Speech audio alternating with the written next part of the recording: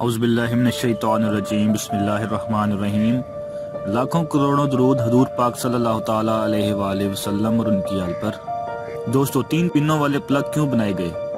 آج کل ہر گھر میں کمپیوٹر، ٹی وی اور فریج استعمال ہوتا ہے، مگر کیا آپ نے کبھی غور کیا کہ اکثر چھوٹی بڑی برقی اشیاء کے پلگ یا چارجر 2 کے بجائے 3 پنیں کیوں رکھتے ہیں؟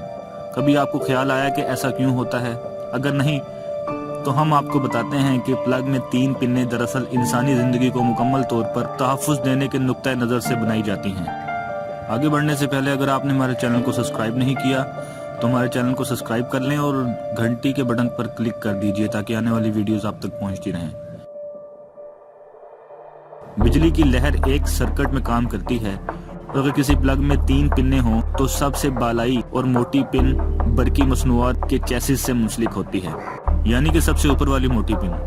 در حقیقت پلگ کی ایک پن گرم سلاٹ پر مبنی ہوتی ہے جسے فیز بھی کہتے ہیں، اور دوسری نیوٹرل، جبکہ تیسری بجلی کی طاقت کو کنٹرول کرنے کا کام کرتی ہے۔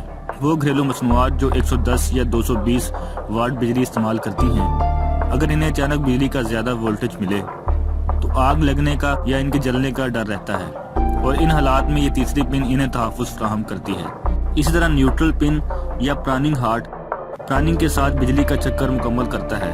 دوسری جانب تیسری پن یا پراننگ سرکٹ میں عام طور پر منسلک نہیں ہوتا، بلکہ ڈیوائس کے باہری کنڈکٹیو حصوں سے جڑا ہوتا ہے جو زمین سے لگے ہوتے ہیں۔ عام حالات میں تو یہ تیسری پن غیر ضروری ہے، مگر پاکستان جیسے ملک میں جہاں بجلی کا وولٹیج کم یا زیادہ ہوتا رہتا ہے وہاں یہ ضرور کام آتی ہے، کیونکہ یہ نیوٹرل اور ہارڈ پنوں کو ڈیوائس کے باہری حصوں سے جڑنے سے روکتی ہے، اور اس طرح کرنٹ لگنے کا خطرہ کم ہو جاتا ہے۔